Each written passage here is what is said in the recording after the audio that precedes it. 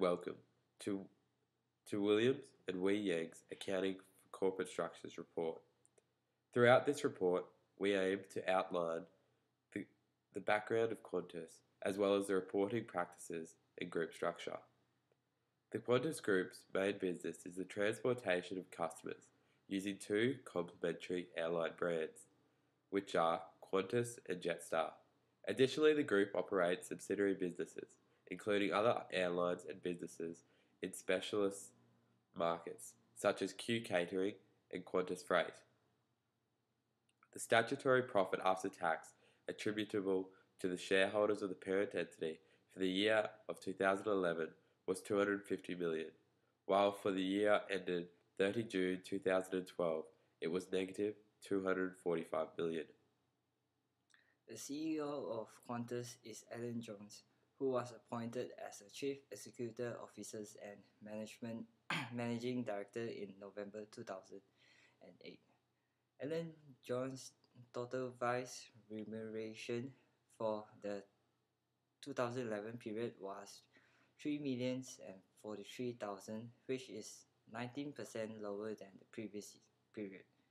However, his actual total remuneration was $5,008,000, made up of significant issues of shares, which in total is a sizable increase from the previous year.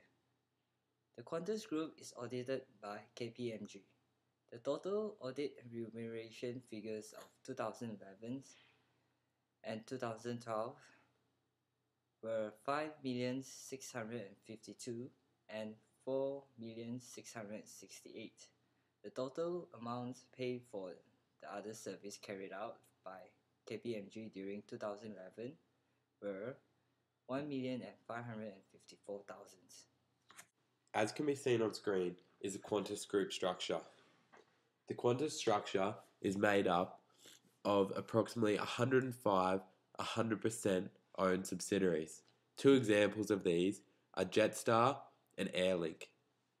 It consists of 10 associates. An example of this is Air Pacific Limited. It also consists of joint ventures, which are LTQ Engineering and AUX Investment Pty, which consists of a 50% share in both the Australian Air Express and Star Trek Express. Qantas also has 4 partly owned subsidiaries, such as New Star Investment and Orange Star Investment. The Qantas Group consists of approximately 10 associates and 5 controlled entities, in which can be seen on the diagram beforehand. The investments in jointly controlled entities are Australian Air Express, Harvey Holidays, LTQ Engineering, and Star Trek Express Holdings. In October 2010, the group's investment in Australian Air Express Pty and Star Trek Express were transferred to AUX Investment in exchange for a 50% shareholding in this entity. On the 30th of June 2011, the Qantas Group sold its 50% share in Harvey Holdings, receiving a gain on sale of $4 billion. However, since 30 June 2012 reports, much has changed, as it was announced on the 2nd of August 2012 that LTQ Engineering will cease operations after September 2012 due to posting consistent losses over the past periods. On the 2nd of October 2012, Qantas announced an agreement to sell its 50% stake in Star Trek to Australia Post and acquire 100% of the air freight business Australian Air Express. Also, while it has not been officially announced, it is highly possible Qantas will take part in a joint venture with the Emirates airline. The Qantas Group has a few interests in joint control operation and joint control assets. Qantas and One World partner British Airways commenced a joint service agreement in 1995, giving customers a wider range of routines and fare options between Australia and Europe. frequent flyers programs and launch access including joint launch. Disclose and information was very limited on other joint control operations and assets within the Qantas reports. The Qantas annual reports records goodwill at cost of 164 million for 2011 and a total of 146 million for the period ended on 30th of June 2012. The recovery amounts of CGU were based on their value in use calculation. Those calculations were determined by discounting futures cash flow generated from the discontinuous use of units and were based on the following assumptions, which are cash flow, discount rate, market shares, fluid currencies, and fleet age.